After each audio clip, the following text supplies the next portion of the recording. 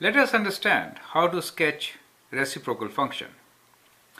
Sketch linear function f of x equals to 2x plus 4 and its reciprocal. So first let's try to sketch the linear function f of x, which is 2x plus 4. So we can always write this as y equals to 2x plus 4, and we're saying that's our coordinate axis. Here we have x and y on the vertical side. Now to sketch a line, we can do slope and intercept form, and from slope and intercept form we have 4 as the y-intercept. That means 1, 2, 3, 4. There you go. And slope is 2.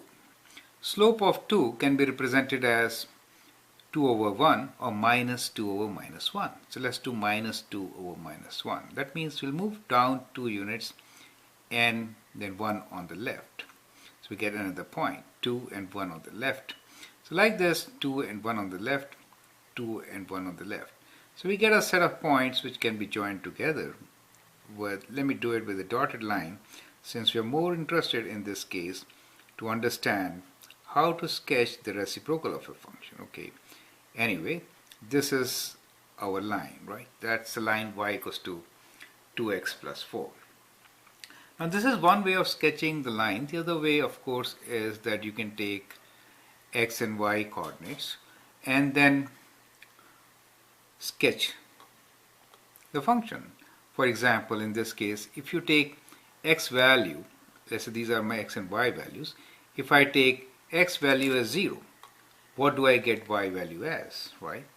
So those are the points which we are interested in. X value of 0, if I put 0 here, 2 times 0 is 0, I get 4, correct? And if I put 0 for the y, what do I get for x? Minus 4 divided by 2, that means minus 2. So these happen to be your x-intercept and y-intercept, correct? So as you know, 0 and minus 2 are the x values for respective 4 and 0, right?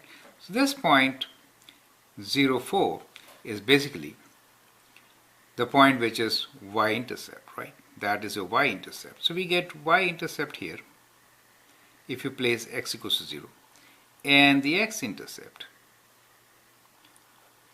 for y equals to 0, which is this point. So if you get these 2 points, you can join them, and that is how you can get a line. So these are the 2 good ways of joining points and getting a line when we want to sketch a linear function. Now let us try to understand how to do or how to draw a reciprocal of a linear function. Now when we say reciprocal of this linear function, then what do we really mean? Reciprocal will be, let's say Rx is the reciprocal of this function. That means Rs is equals to 1 over f of x. That becomes the reciprocal, correct? Which I could write as 1 over 2x plus 4. So that is what reciprocal function is. Now if you analyze this function, if your line 2x plus 4 is 0, then 1 over 0 is not defined, right?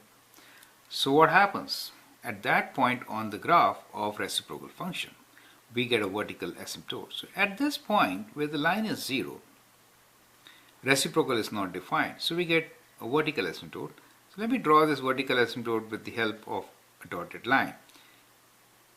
Strictly speaking, this line is not in the domain of the reciprocal function, right?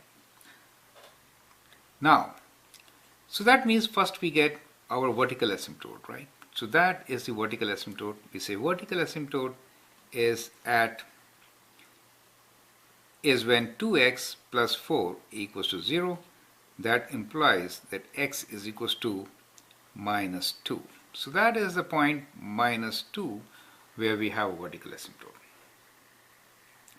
Now, reciprocal of positive will always be positive, and reciprocal of negative will always be negative.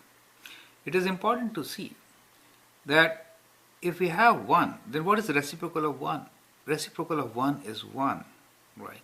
So if you see, these are the points where the function 2x plus 4 has 1. So at this point, the reciprocal will also be 1. These are called invariant points, right? Let's write down these invariant points very clearly. So invariant points are points that are common to both.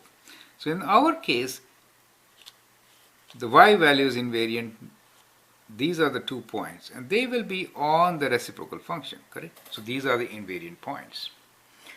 One more thing which you have to understand here is, as x value increases infinitely large, in this case denominator, if x value is going infinitely large, then what happens to the y value or rx value?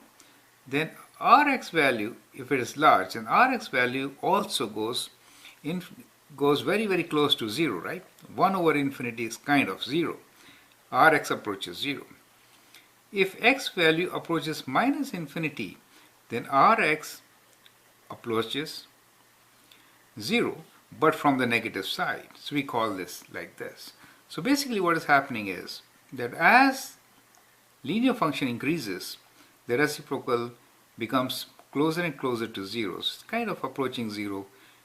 If the linear function is positive, then the reciprocal will be going from positive side to 0. If the linear function is negative, then it approaches 0 from the negative side. That is how it should be. Now another critical part which we should consider is behavior near the vertical asymptote. So that is our vertical asymptote. This is at x equals to minus 2. As you can see, the left side of the part is negative. So if you are approaching 0, then the reciprocal will approach large value. But if you are approaching from the negative side, it will approach negatively large value. So that is the behavior when you are approaching minus 2 from the left side. And if you are approaching minus 2 from the right side, which is positive, you will be approaching infinity from the positive side. So that becomes the behavior of the curve. Knowing behavior, asymptotes, and these invariant points is kind of sufficient to draw or sketch a reciprocal function. So with this, we can actually take 1 or 2 more points and then connect them to draw our graph. But in either case, once we have these few critical points, we can join them and draw a reciprocal of the function. The reciprocal of the function will look more like 1 over x graph transformed. So that becomes the reciprocal function Rx. So we can write this as R of x, which is reciprocal of the given function. Let me write 1 over f of x. So that is how it should look like.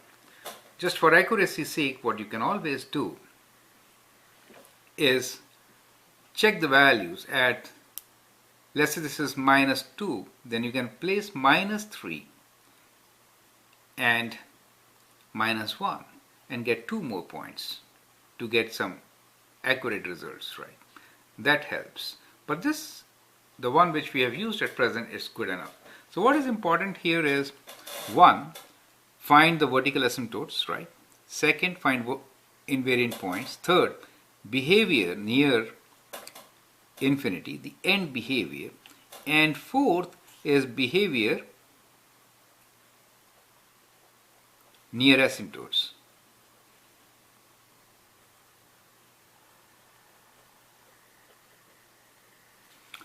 So we have already considered behavior near horizontal asymptote, that is when x approaches positive and negative infinity.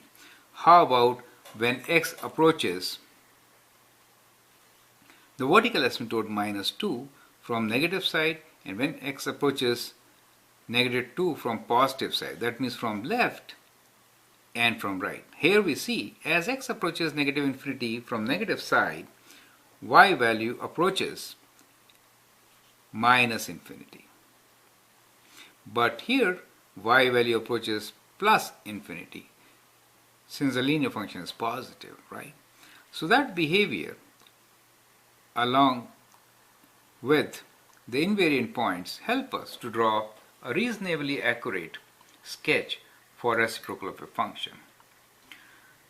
Now in short, what we can consider here is, to draw a reciprocal of a function, we should start with the vertical asymptote. And reciprocal will always have a horizontal asymptote which will be at y equals to 0 for a linear function. So that becomes your horizontal asymptote. I can also draw it with dotted lines on the ends. Find the invariant points, which is at y equals to 1. So though they become critical points which are common to both the graphs. And then the end behavior. End behavior is where x approaches infinity, what happens to the function. If the function is positive, then its reciprocal will be positive, and so it approaches 0 from positive side.